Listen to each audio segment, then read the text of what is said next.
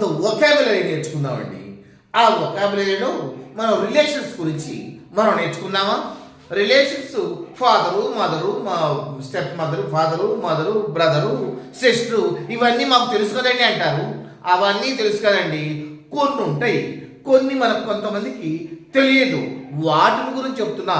ఈ తెలిసిన వాటిని బ్రదరు, సిస్టరు, వీటిని గురించి grand father, grand mother, uncle, వీటిని గురించి నేను చెప్పడం లేదండి. కొన్ని తెలియని ఉంటాయి కదా, వాటి గురించి తెలుపుతున్నాను. ఒకసారి చూడండి, ఇందులో మీకు ఎన్ని తెలుసో. Let's see. రిలేషన్స్ అంటే స్పోకెన్ ఇంగ్లీష్. స్పోకెన్ ఇంగ్లీష్లో భాగంగా రిలేషన్స్ నేర్చుకుంటున్నాము. మొదటి చూద్దాం చూడండి. క్రాలీ. క్రాలీ అంటే ఎవరండి? ప్రాణ స్నేహితుడిని మనం క్రాలీ అంటాం.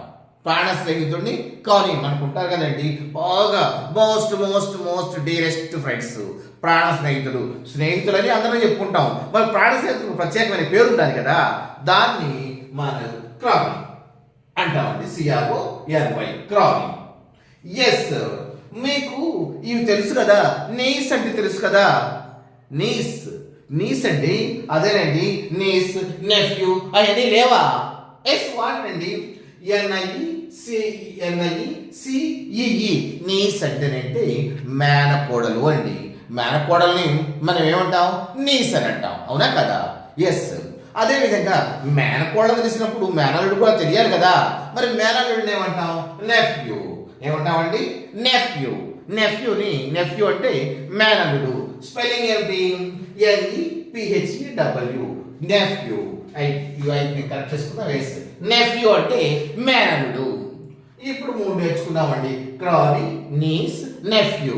ఒక్కసారి అండి, మరి ఇంత 4-5 దశాబ్దాలుగా 3-4 దశాబ్దాలుగా చెప్పేసేసి మీకు నాకు తెలిసినవన్నీ మీకు చెప్పాలండి. మీ ముందుకు వచ్చాను కదా, అయితే నన్ను ఎంకరేజ్ చేయండి. చాలా మంది కానీ వ్యూవర్స్ చూస్తున్నారండి, లైక్ చేయట్లా. Please like it. మీరు లైక్ చేస్తేనే నాకు ఎంకరేజ్మెంట్ వచ్చేది. ఇంతమంది లైక్ చేస్తున్నారు కాబట్టి ఇంకా ఇంకా నాకు వచ్చినవన్నీ మీ ముందు ఉంచాలని. Yes, thank you. నెక్స్ట్, మరి ముసలమ్మలు ఏమంటారు చెప్పండి? మనం బద్దాక అంటాం కదా ముసలమ్మ. ముసలమ్మ అంటే ఓల్డ్ మ్యానా? జనరల్గా అంటాం old man, old women, old అయిన వాళ్ళందరినీ ఓల్డ్. కానీ ఒక ప్రత్యేకమైన పేరు ఉందండి ఇంగ్లీష్లో. ఏంటంటే ముసలమ్మని గ్యామర్. గ్యామర్, GAMMER, గ్యామర్ అంటామండి. ఎవరిని? ముసలమ్మని. ఎస్. మరి ముసలమ్మ గురించి తెలిసినప్పుడు ముసలయ్య గురించి కూడా తెలియాలి కదా. ఎస్, ఆయన కూడా చూద్దాం. మరి ముసలయ్యని గ్యాఫర్, GAFFER, గ్యాఫర్. గ్యాఫర్ అంటే ముసలయ్య, గ్యామర్ అంటే ముసలమ్మ, అవునా? Yes, thank you. నెక్స్ట్ ఇంకోటి ఉందండి. మనం వీడో వీడో అంటాం. ఎవరు భర్త చనిపోయాడు చూడండి, మరి ఆవిడ్ని వీడో అంటాం. విధవరాలు అని మనం తెలుగులో అంటాం. కానీ మరి భార్య చచ్చిపోయిన వాడిని ఏమనాలి? విడోవర్. మరి ఆయన ఆవుకున్నప్పుడు ఈయన కూడా ఉండాలి కదా. విడోవర్ అంటే భార్య లేని వాళ్ళని విడోవర్ అంటాం, అవునా? ఎస్. ఎట్లా? లవ్, లవరు రెండింటి కట్టుందా. లవ్ అంటే ప్రేమికురాలు, లవర్ అంటే మరి దానికి ఉండాలి కదా ప్రేమికుడు. అట్లనే ఇక్కడ విడోవర్. భర్త చచ్చిపోతేనేమో విడో, భార్య చచ్చిపోతేనేమో widower. Yes, WIDOWER widower. Yes. Next, మరి కాబోయే భర్తని, కాబోయే భార్యని ఏమంటామండి? మనం జనరల్గా ఐ విల్ బి మ్యారీడ్, నేను మ్యారేజ్ చేసుకోబోతున్నాను అన్న దాంట్లో ఇక విల్ బి వచ్చింది కాబట్టి విల్ బి ఏముందరే వుడ్ బి అనుకుందామని నా వుడ్ బి అంటాం కదండి. జనరల్గా అనేది అదే వర్డ్ కదా. ఎవరు మీ వుడ్ బినా అంటాం. లేకపోతే ఆవిడ చెప్పుకుంటుంది, అవునండి నా వుడ్ బి. ఆ వుడ్ బీలు విల్ బీలు కాదండి, దానికి ఒక పేరు ఉంది, చూద్దామా? Yes, fiance. ఏమంటామండి? Fiancee. Fiancee, fiancee, FIANCE fiancee. ఏమిటి? ఫియాన్సీ. స్పెల్లింగ్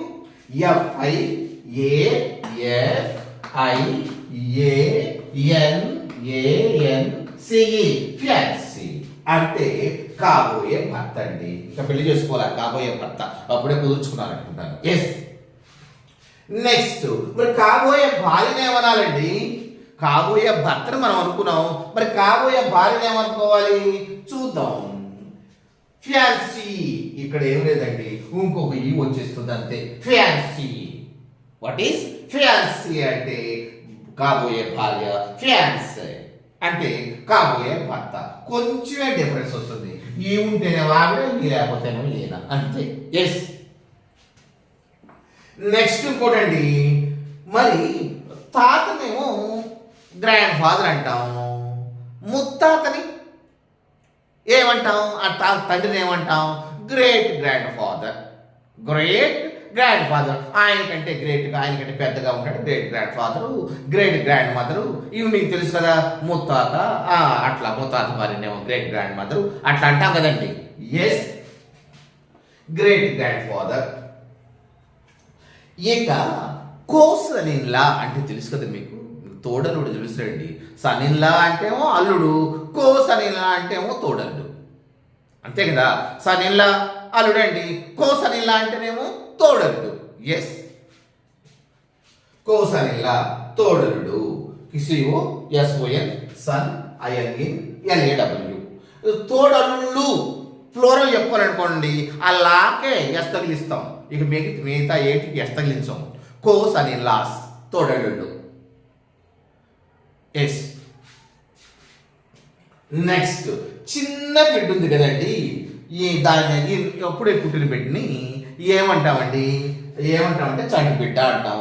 దాన్ని ఇంగ్లీష్లో ఇన్ఫాంట్, ఇన్ఫాంట్, INFANT, ఇన్ఫాంట్ అంటే చంటి బిడ్డ అండి. ఎస్.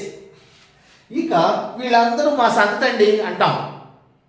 ఎవరంటే ఎవరమ్మా వీళ్ళందరూ అంటే, ఓ పెద్దవాడిని, ఎవరమ్మా వీళ్ళందరూ చుట్టూ ఉండేవాళ్ళు అని అంటే, ఇదంతా నా సంతతి అండి అంటామండి. ఆ సంతతిని ఏమంటే అంటే ఇదంతా నా సంతానం అని. సంతతి అంటే ఇదంతా నా సంతానం అనాలి. దానికి 2 పేర్లు ఉన్నాయండి. ఆఫ్ స్ప్రింగ్, OS, ఇక్కడ రాస్తాను, OFF, of spring, SPRING. Of spring అంటే సంతతి, ఆఫ్ స్ప్రింగ్ అంటే ఏంటండి సంతతి. అదే విధంగా ప్రొజెన్సీ అన్న కూడా ఒకటేనండు, PROGENCY, ప్రొజెన్సీ. ఏమిటండి ప్రొజెన్సీ అన్నా కూడా ఇదే కదా, ప్రొజెన్సీ అన్నా కూడా ఇంతేనండి. ఆఫ్ స్ప్రింగ్ అన్న ప్రొజెన్సీ అన్నా కూడా ఒకటి, సంతానము, సంతతి. ఇవన్నీ సంతానం అన్నా ప్లోరలే, సంతతి అన్నా కూడా ప్లోరలే కదా. ఎస్. ఇక అనాథ బిడ్డలు మనందరికి తెలుసు కదా, అనాథలను ఏమంటాము, ఆర్ఫాన్ అంటాం. ORPHAN, ఆర్ఫాన్స్ అంటే అనాథ అని. ORPHAN, ORPHAN, ఆర్ఫాన్ అంటే అనాథ. ఎస్. చిన్నగా ఉన్నాయా, చిన్నగా అయితే పెద్దగా చూసుకోండి. మనకు ముందుగా ఫోను, మనం ఎట్లా ఆడుకోవాలంటే అట్లా ఫోన్ మన దగ్గరే ఉన్నాయి కదండి. ఎస్. ఇంకోటి చూద్దామండి, ఇది ఏమిటో చెప్పండి. ప్రొమెజినేటర్, ప్రొమెజినేటర్ అండి, ప్రొమెజినేటర్, ప్రిమోజినేటర్ ఇదండి. ప్రిమోజినేటర్, PRI, ప్రీ, చూడండి ఇక్కడ రాస్తున్నాను, PRI, ప్రిమోజినేటర్. ప్రొమెజినేటర్ అంటే చూడండి, ప్రిమోజినేటర్ అంటే ఏంటి? ప్రిమోజినేటర్ అంటే మూల పురుషుడు.